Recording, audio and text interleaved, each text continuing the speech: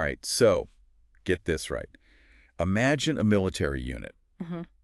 but instead of guns and tanks, Hmm. they are armed with, wait for it, inflatable tanks and sound effects Oh, yeah, I know where this is going. to trick the enemy. Yeah. Yeah. Sounds like a Hollywood movie, right? Yeah. Well, it really happened. This is a real thing in World War II, and we're going to deep dive into this. It's the story of the Ghost Army, super secret unit. Hmm. And we're using excerpts from this article. It's called The Ghost Army of World War II, How Artists Fooled Hitler. Oh, that's a good one. Ready to uncover the secrets of this unit. Let's do it. Okay, so this unit was officially known as the 23rd Headquarters Special Troops. So very official sounding, but it wasn't your typical army division at all. Right. Like I said, no guns or tanks. They had artists, designers, Hmm. even Hollywood set designers. Wow, Can you imagine that? that's wild. So wild.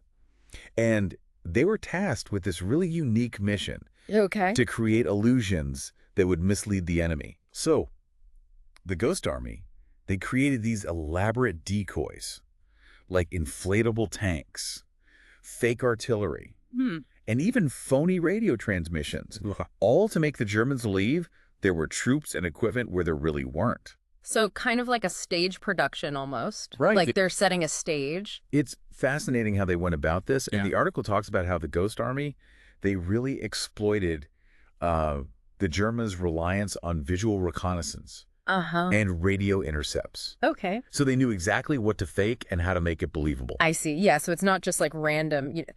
They actually studied what the Germans were looking for, and Yeah. then they would replicate that. Exactly. And they really went deep on it too. They studied the specific, like down to the very specific types of tanks and equipment the Germans were using. Wow. And in different regions, because, they weren't using the same tanks everywhere. Of course. So they had to be very specific about what they were showing.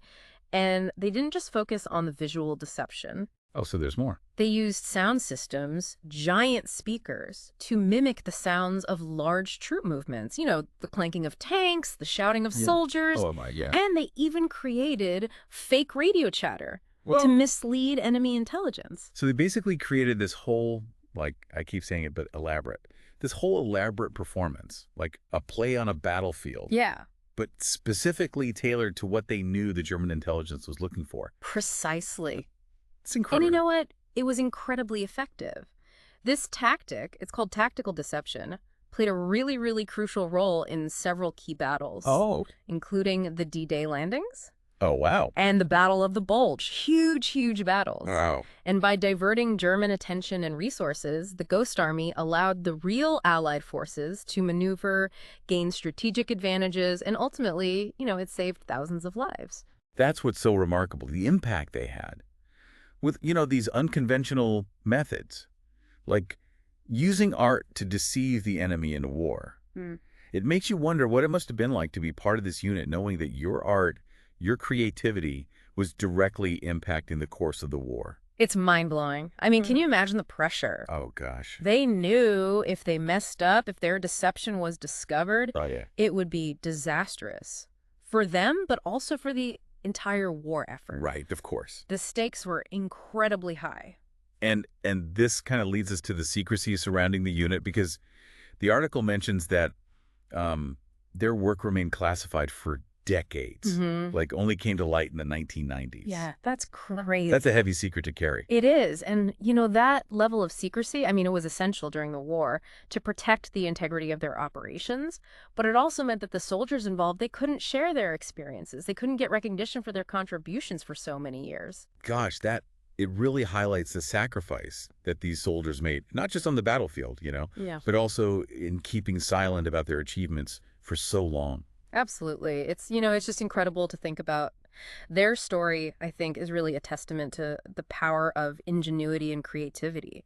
Even in the face of these immense challenges, they used their skills in art, design, even theater to make a real tangible difference in the war. That's just amazing. It challenges, I think, our perceptions of what it means to be a soldier and the unexpected ways that one can contribute to a larger cause. Yeah, absolutely.